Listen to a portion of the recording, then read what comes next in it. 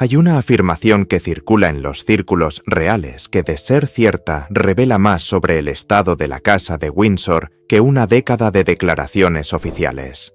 La afirmación es la siguiente.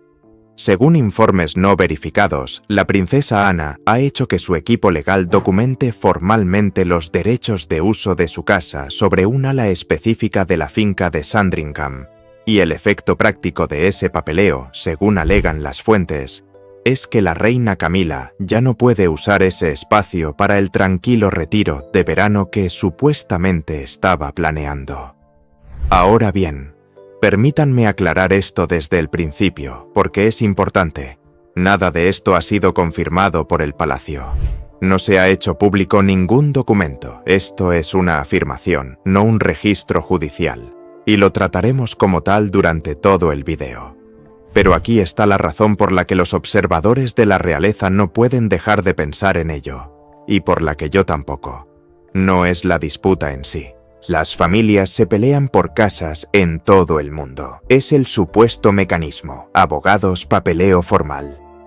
En una familia que ha regido el acceso a sus residencias privadas durante más de siglo y medio, únicamente mediante la costumbre, la confianza y la comprensión mutua, la idea de que alguien, y mucho menos la princesa Ana, conocida por su tradición, plasmara un acuerdo familiar por escrito sería casi impensable. Y ese es el tema que vamos a abordar hoy. Porque, independientemente de si esta historia en concreto es cierta o no, el hecho de que suene plausible para quienes han seguido a esta familia durante décadas revela algo real sobre lo que ocurre tras esos muros. Un breve paréntesis antes de profundizar. Si te interesan los análisis a fondo que van más allá de los titulares y exploran el funcionamiento interno de esta familia, suscríbete para no perderte el próximo. Bien, comencemos. Para entender por qué esta afirmación tiene tanta repercusión, primero hay que comprender algo sobre Sandringham que la mayoría de los observadores casuales de la realeza malinterpretan. Sandringham no se parece al Palacio de Buckingham ni al Castillo de Windsor. Esas grandes residencias estatales se encuentran dentro de la corona, mantenidas bajo ese complejo acuerdo histórico de fideicomiso, que significa que, en efecto, pertenecen a la nación, ocupadas por el monarca pero nunca propiedad de la persona. Sandringham es completamente diferente. La reina Victoria la compró en 1862 como una adquisición privada para su hijo, el futuro rey Eduardo VII, y desde entonces ha pasado de monarca en monarca como propiedad privada personal. Le pertenece al rey Carlos de la misma manera que su casa le pertenece a usted. Estamos hablando de aproximadamente 20.000 acres de tierras de cultivo y bosques de Norfolk, con una constelación de residencias dispersas por ellas. Está la casa principal, Sandringham House, donde la familia se reúne cada Navidad. Está Wood Farm, la modesta cabaña donde el príncipe Felipe eligió pasar sus años de retiro. Está Anmer Hall, la casa de campo de Guillermo y Catalina, donde sus hijos han montado ponis, construido cabañas y crecido lo más cerca posible de la normalidad para los niños de la realeza. A finales de 2025, tras la despojación de sus títulos y su salida de Royal Lodge, la finca se convirtió también en el lugar de acogida de Andrew, trasladado a una residencia más tranquila dentro de la propiedad. Sandringham es el santuario de la familia, el lugar donde terminan las actuaciones. La reina Isabel pasó allí sus últimas navidades. Algunos de los momentos más íntimos de la historia moderna de la realeza tuvieron lugar en esas tierras. Y al tratarse de propiedad privada, el acceso a todas esas casas y alas nunca se ha regido por algo tan vulgar como un contrato. Se ha regido por la conversación, por la tradición, por la suposición mantenida durante generaciones de que la familia resuelve estas cosas entre sí. Por eso mismo, la reclamación actual, sea cierta o no, se siente como un temblor.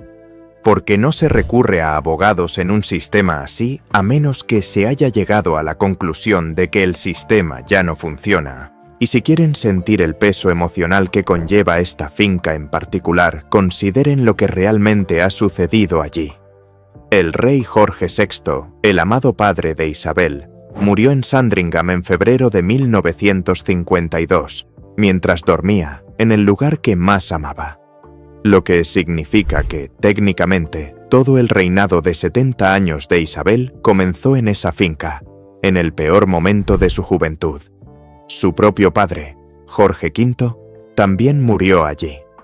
Durante décadas, bajo el reinado de Eduardo VII, la finca se regía por su propio horario particular. Todos los relojes se adelantaban media hora con respecto al resto del país para aprovechar al máximo la luz del día durante la temporada de caza invernal, una tradición tan apreciada que perduró hasta 1936. El horario de Sandringham. Piénsenlo.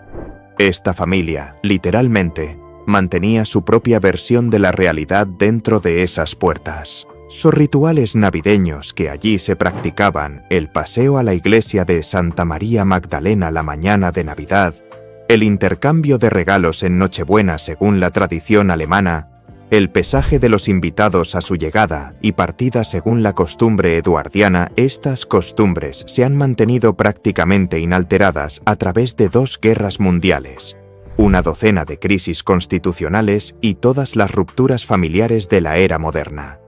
Sandringham es donde esta familia conserva su continuidad, es, en el sentido más literal, su tierra ancestral común. Así que, cuando algunos informes afirman que se ha trazado un límite dentro de la finca, por escrito, por primera vez en sus 160 años de historia familiar, el peso simbólico no es una invención de los medios. El lugar mismo le otorga ese peso. Se podrían formalizar acuerdos en una docena de otras propiedades y se trataría simplemente de administración de fincas. Hacerlo en Sandringham es diferente, porque Sandringham es donde la familia siempre se ha sentido más unida. ¿Quiénes son entonces las 2 mujeres que supuestamente están a cada lado de esta línea? Analicémoslas una por una, porque el contraste entre ellas es real, está documentado y se remonta a décadas atrás.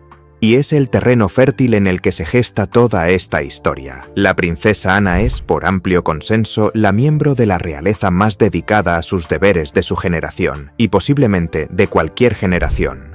Año tras año, encabeza, o casi encabeza, el número de compromisos, con cientos y cientos de apariciones anuales, incluso bien entrada en sus 70, la mayoría de ellas poco glamurosas, sin fotografías y completamente ajenas a la publicidad. Su residencia desde 1976 ha sido Gatcombe Park en Gloucestershire, un regalo de su madre que le otorgó una auténtica independencia de la maquinaria del palacio. Y siempre ha dirigido su rama familiar según su propia lógica austera.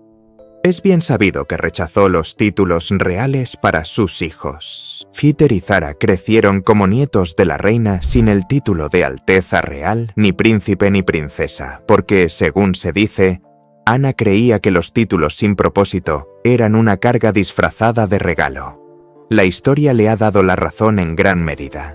Sus hijos construyeron vidas independientes y se han mantenido entre las personas menos controvertidas que jamás hayan estado vinculadas a esta institución. Esa es Ana. Práctica hasta la médula. Alérgica al drama. La institución primero, siempre, y sin paciencia para nada que considere un capricho. Ahora, Camila.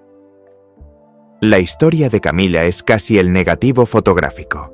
Mientras que la posición de Ana se ganó a través de una rutina implacable, la de Camila se ganó a través de la supervivencia. Pasó los 90 y los 2000 siendo posiblemente la mujer más criticada de Gran Bretaña, relegada a la tercera persona en el matrimonio más famoso del mundo, soportando un nivel de hostilidad pública que habría destrozado a la mayoría de la gente. Ella lo asimiló, trabajó discretamente durante décadas, se casó con Carlos en 2005 y completó una de las recuperaciones de reputación más extraordinarias de la historia británica cuando fue coronada reina junto a él en mayo de 2023. Su enfoque de la vida real siempre se ha basado en el combustible opuesto al de Ana. Relaciones, lealtad, historia personal. Las amistades y los lazos sociales que forjó mucho antes de entrar en la institución han permanecido fundamentales para su identidad y, según fuentes que han descrito la dinámica a lo largo de los años, la relación entre estas dos mujeres se ha asentado en algo que se podría describir como cortés pero distante, tolerancia mutua más que calidez, no una disputa. Nada tan dramático, simplemente dos sistemas operativos fundamentalmente diferentes, compartiendo una familia durante 20 años. Y hay una nota a pie de página conmovedora sobre esa distancia cortés que vale la pena añadir, porque hace que toda la dinámica sea más humana de lo que permite el marco de la disputa. Estas dos mujeres no son extrañas que chocaron dentro de una institución. Se conocen desde hace más de medio siglo, compartiendo el mismo ambiente rural amante de los caballos desde la década de 1970, mucho antes de que el nombre de Camila fuera conocido por el público en general.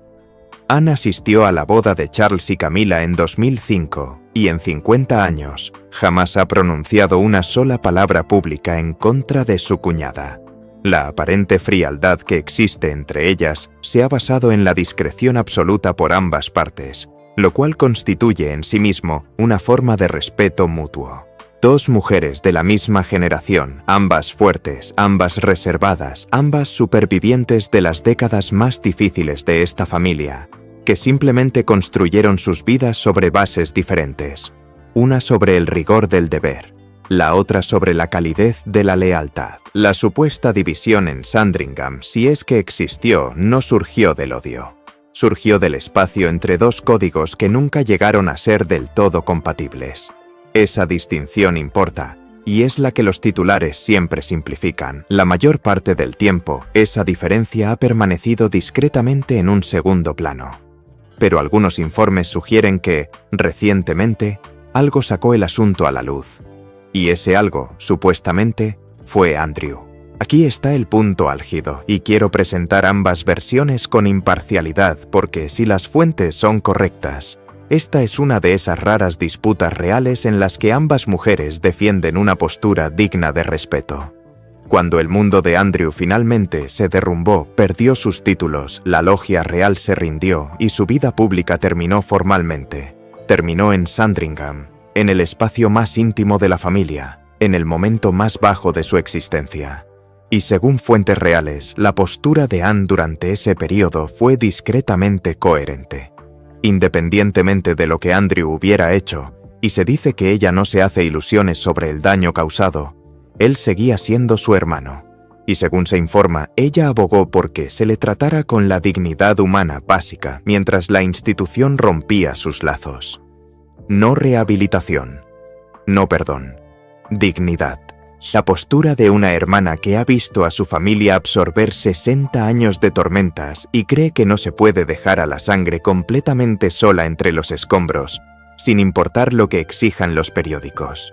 Según se informa, la postura de Camila era la opuesta y, sinceramente, es igualmente defendible. Fuentes afirman que adoptó una línea institucional inflexible, pues cualquier muestra de afecto hacia Andrew, cualquier apariencia de cercanía familiar, corría el riesgo de reabrir la herida más profunda que la monarquía ha sufrido en los tiempos modernos, justo en el momento en que la confianza pública era más frágil. Proteger la institución. Máxima distancia. Sin ambigüedades, se vislumbra el choque, lealtad familiar contra protección institucional, compasión contra imagen pública. Dos posturas, ambas basadas en principios, ambas inamovibles y completamente incompatibles. Cuando dos mujeres de la realeza de alto rango ya están divididas en una cuestión tan fundamental, cualquier otro punto de fricción entre ellas adquiere una mayor relevancia. Lo que nos lleva al ala en cuestión. Así pues, aquí está la reclamación específica, expuesta claramente con sus matices. Según los informes que circulan, los representantes legales de la princesa Ana documentaron y aseguraron formalmente los derechos de uso de su casa sobre un ala específica de la finca de Sandringham, un ala que su rama familiar ha utilizado históricamente. Para ser precisos sobre lo que se alega, no se trata de una reclamación de propiedad. Nadie sugiere que Ana reclamara ni un palmo de tierra. Sandringham sigue siendo propiedad privada de Carlos. Lo que se alega es la conversión de un acuerdo familiar informal en uno formal y documentado. Y lo diré de nuevo, porque vale la pena repetirlo. Nada de esto está confirmado, no ha aparecido ningún documento público, y el palacio, como de costumbre, no ha dicho absolutamente nada. Pero aquí está lo que hace que la reclamación sea estructuralmente creíble en lugar de absurda, y vale la pena entenderlo. En el mundo de las grandes propiedades británicas, este tipo de formalización es completamente rutinaria. Cuando varias ramas de una familia aristocrática dependen de las mismas propiedades a lo largo de generaciones, los abogados suelen redactar derechos de ocupación y acuerdos de licencia documentados precisamente para prevenir futuras disputas. Es una gestión de fincas estándar y aburrida que se lleva a cabo discretamente en todo el país cada año. Lo que lo haría extraordinario en Sandringham no es el mecanismo, sino la ubicación, porque la familia real, de forma excepcional, nunca lo ha necesitado.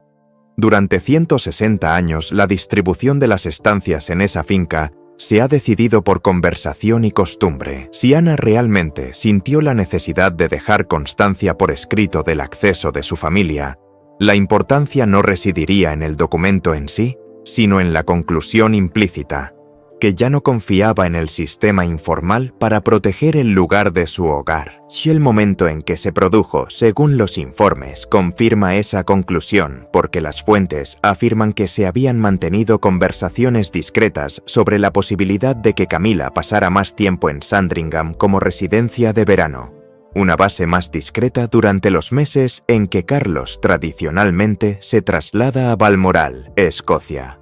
Al parecer, a Camila siempre le ha encantado el paisaje de Norfolk. Y si los informes son correctos, el ala en cuestión formaba parte de ese paisaje. Al formalizar sus derechos, ahora Ana se habría asegurado de que el espacio asociado a su familia no pudiera ser reasignado por cualquiera. Una puerta que podría haberse abierto mediante una conversación familiar se habría cerrado mediante la documentación, tanto si Camila tenía alguna intención de ocupar esa ala en concreto, como si la supuesta mudanza fue puramente preventiva. El resultado práctico descrito es el mismo. Una posible retirada, descartada, y un mensaje sobre los límites transmitido en el único idioma que no se desvanece cuando termina la conversación. Ahora bien, para entender por qué esto le dolería tanto como sugieren algunas fuentes, hay que comprender lo que Camila perdería realmente, y es más que una casa de vacaciones.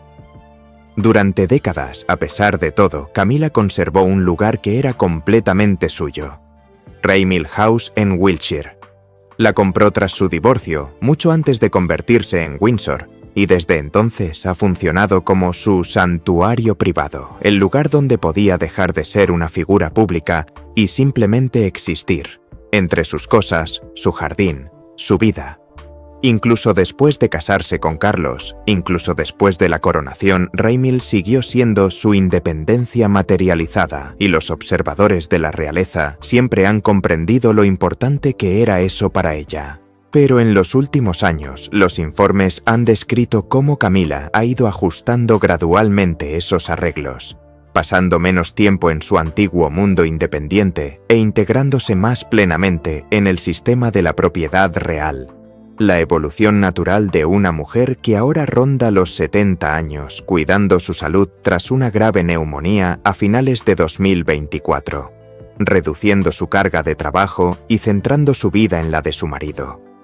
Visto desde esa perspectiva, la idea de un retiro de verano en Sandringham no fue un capricho, fue una solución, un nuevo espacio privado dentro del marco real para sustituir la independencia externa a la que ha ido renunciando poco a poco. Precisamente por eso, el supuesto bloqueo se sentiría como algo personal, independientemente de la intención. No se trataba de un inconveniente de agenda. Era el cierre de una puerta que, según se dice, necesitaba. Y recaería sobre una mujer que, a pesar de la corona, ha pasado 20 años escuchando rumores de que algunos sectores de la familia aún la consideran una recién llegada. No afirmo que Ana tuviera esa intención. Sinceramente, no lo sé. ni nadie fuera de esos muros, pero el impacto no requiere intención, y el impacto aquí, a nivel humano, es la exclusión, por escrito, del lugar más íntimo de la familia. Pensemos ahora en el hombre que posee cada hectárea del terreno donde se desarrolla esta supuesta disputa, porque la posición del rey Carlos en esta historia es prácticamente imposible. Sandringham le pertenece, personal y completamente. En teoría, podría resolver cualquier cuestión sobre cualquier rama de la familia real con una sola palabra. En la práctica, las dos personas que supuestamente están a cada lado de la línea son su hermana y su esposa, y las necesita a ambas más que nunca. Ana es el pilar de su institución, la hermana que ha soportado la carga de los compromisos durante cada crisis, que apoyó las decisiones difíciles durante el final de Andrew, cuya fiabilidad es la única constante que le queda a la monarquía. Camila es la gran constante de su vida, de otro tipo, la compañera por la que esperó décadas, la mujer que absorbió la furia de una nación para estar a su lado, su apoyo esencial durante un reinado que llegó de la mano del cáncer. Elegir a la hermana, herir a la esposa, elegir a la esposa, alienar a la miembro más valiosa de la familia real. Y todo esto mientras gestiona su propio tratamiento, una institución aún herida por la catástrofe de Andrew, un hijo menor ausente del seno familiar durante mucho tiempo y un público atento a cualquier señal de desorden familiar. Así que, según las fuentes, Carlos ha optado por la estrategia real más tradicional: el silencio, sin juicio, sin declaración pública, sin resolución forzada, dejar que las cosas sigan su curso.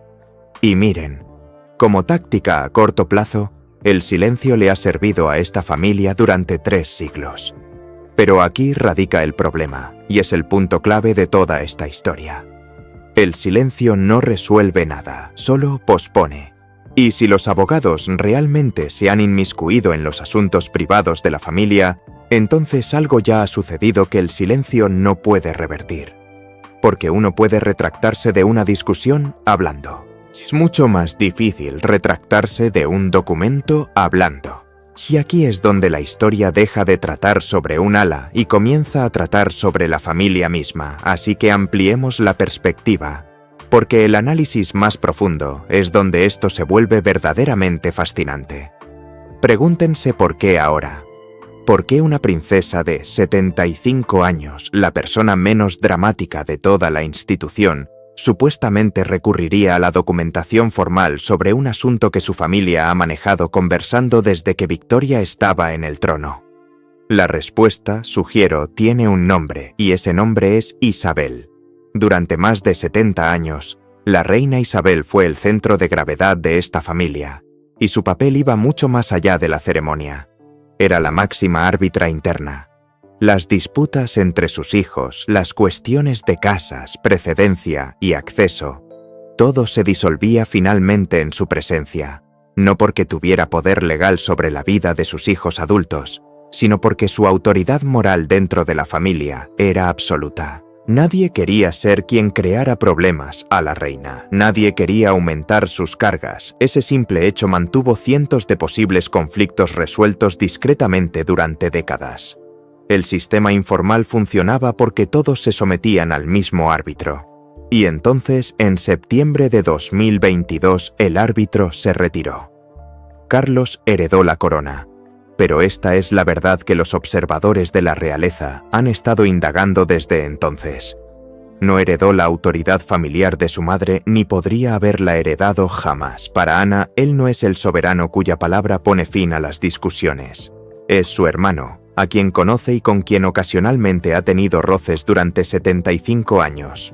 Para Camila es un esposo, no un oráculo.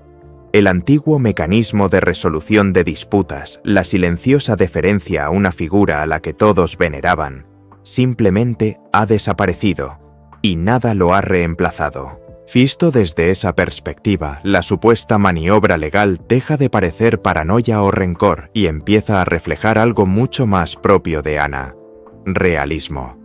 Reconocería, con la lucidez de siempre, que el sistema que protegía los acuerdos informales murió con su madre, que el nuevo orden aún no se ha consolidado y que en el vacío entre ambos, la única protección que perdura es la que queda plasmada por escrito.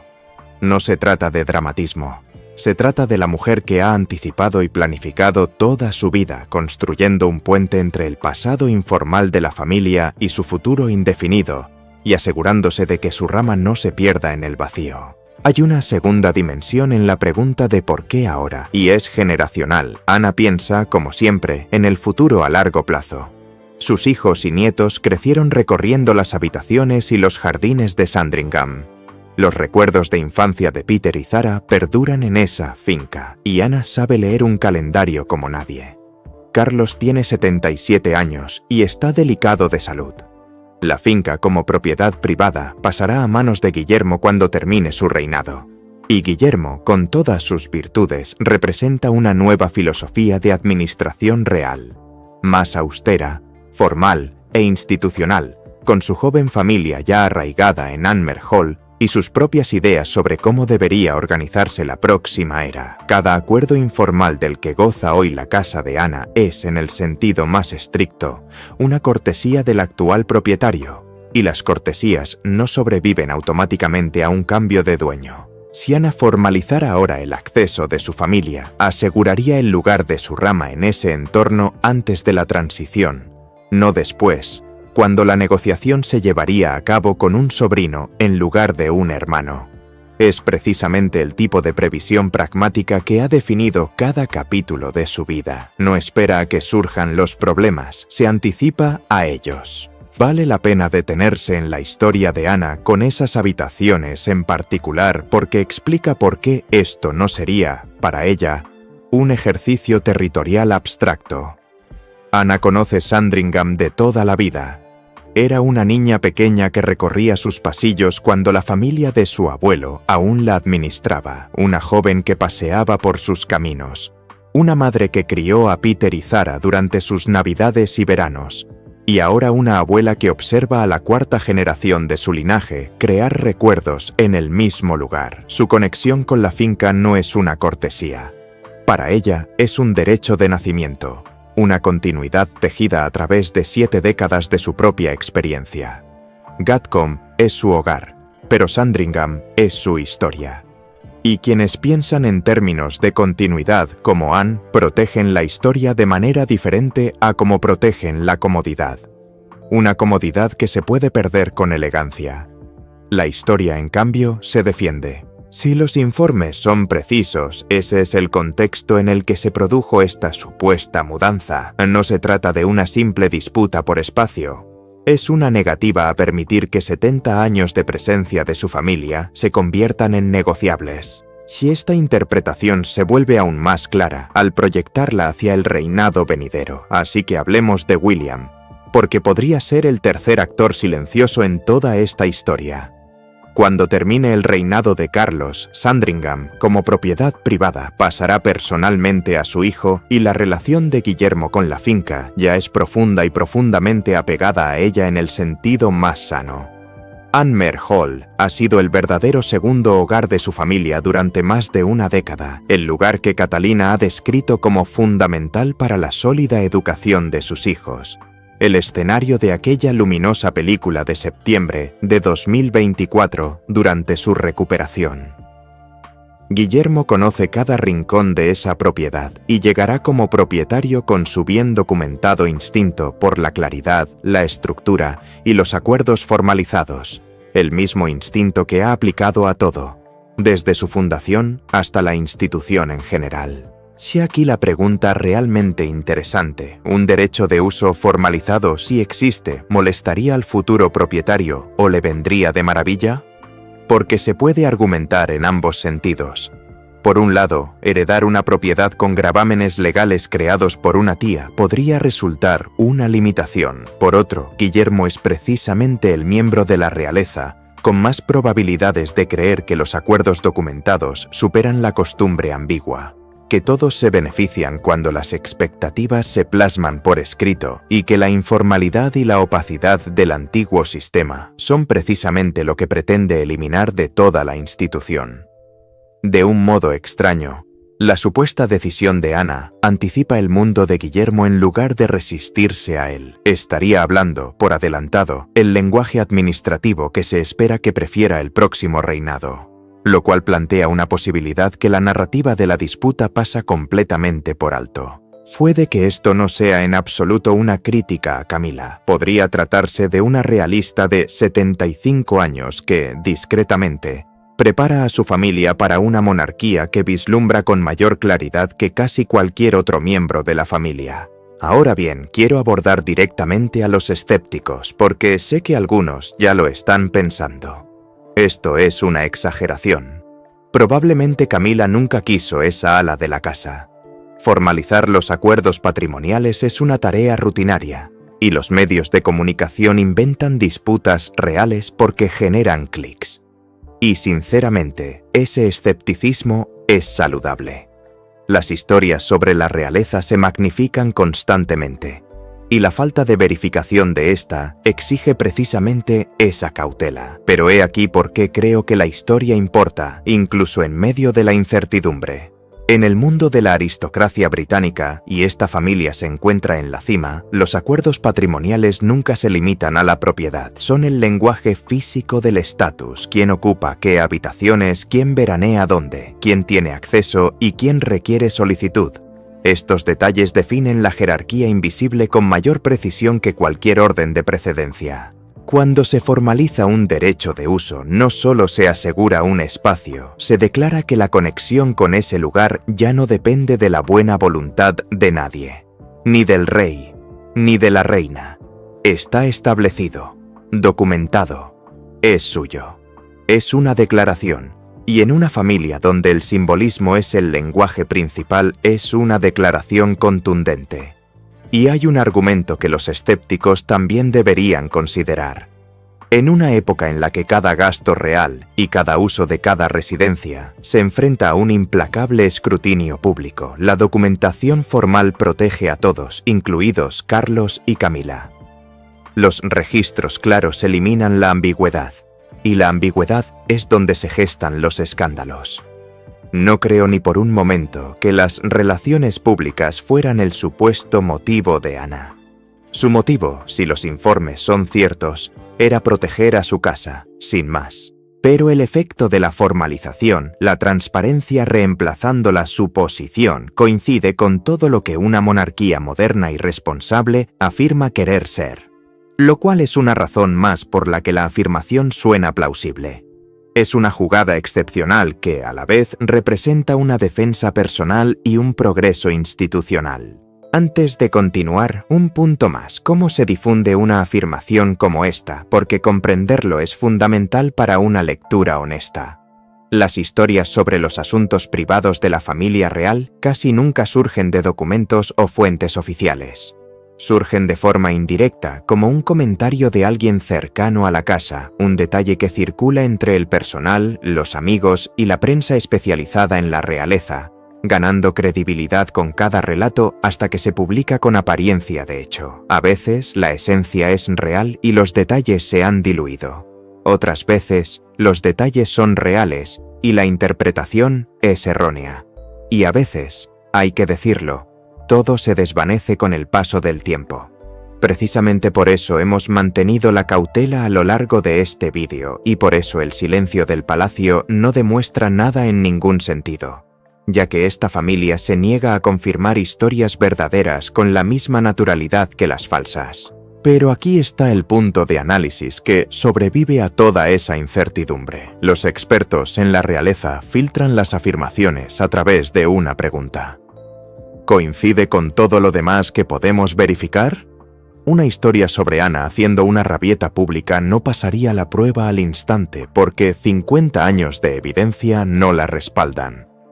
Una historia sobre Ana asegurando, con calma, sin emociones y formalmente, la posición de su familia durante una transición inestable, sin una sola palabra en público, supera la prueba casi con demasiada facilidad. Suena a ella. Encaja con el momento documentado. Eso no la convierte en verdad, y deberíamos tomarla con cautela. Pero es precisamente por eso que esta afirmación en particular tiene fundamento cuando otras 100 se desvanecen en un ciclo de noticias. Y por eso, incluso como alegación, nos revela algo preciso sobre la situación actual de esta familia. Antes de concluir, analicemos esto en detalle, ya que el supuesto precedente es donde residen las consecuencias a largo plazo. Si un miembro de la realeza puede formalizar los derechos de uso de una propiedad familiar, ¿qué impide que los demás lo hagan? Eduardo y Sofía tienen su propia residencia de larga data en Bagshot Park. Beatriz y Eugenia mantienen sus propios vínculos con diversas propiedades reales, vínculos que se han vuelto más delicados debido a todo lo que le ha sucedido a su padre. Si la cultura familiar realmente cambia de un entendimiento informal a un acuerdo documentado, podríamos presenciar una reacción en cadena silenciosa, con rama tras rama recurriendo a profesionales para asegurar lo que antes garantizaba la costumbre, y las personas razonables pueden discrepar sobre si eso sería decadencia o madurez. Una postura sostiene que los marcos legales claros previenen malentendidos y protegen las relaciones precisamente del tipo de ambigüedad que genera resentimiento. La otra postura sostiene que, en el momento en que los contratos reemplazan la confianza dentro de una familia, algo esencial ya ha muerto porque no se plasma por escrito una relación en la que aún se cree. Ambas opiniones tienen peso, y la verdad, como siempre, probablemente se encuentre en un punto intermedio. Pero observemos lo que cada versión implica para la monarquía, una institución cuya vida interna se rigió durante siglos por la deferencia y la costumbre, se convertiría, internamente, en algo más parecido a una corporación de casas aliadas, unidas por documentos en lugar de devoción. Esto no es un escándalo. Incluso podría ser sensato, pero es el final de algo, y los finales merecen ser reconocidos. Así que aquí es donde probablemente se asiente todo. Al menos por ahora. No esperen confirmación, ni negación, ni una resolución sensacionalista. Carlos guardará silencio. Ana continuará con sus cientos de compromisos, ágil y sin preocupaciones, y su posición, si los informes son correctos, quedará discretamente asegurada por escrito. Camila encontrará su espacio privado en otro lugar, otra propiedad, otro arreglo, otra adaptación en una vida construida sobre ellos. Esta Navidad, la familia se reunirá en Sandringham como siempre. Las fotografías serán cálidas, las sonrisas genuinas y aparentemente nada será diferente. Pero si la afirmación que dio origen a este video es cierta, algo en el fondo habrá cambiado para siempre. Una familia que antes se regía por la confianza habrá dado su primer paso documentado hacia la rendición de cuentas. Si un ala de una finca de Norfolk se alzará como el silencioso testigo de ese momento, una línea divisoria entre dos mujeres formidables que se respetan, que han servido a la misma institución durante décadas y que quizás nunca iban a ser amigas. Exista o no la documentación, la distancia que describe es real. Y en esta familia, la distancia siempre es la clave. Estaremos atentos a lo que suceda a partir de ahora.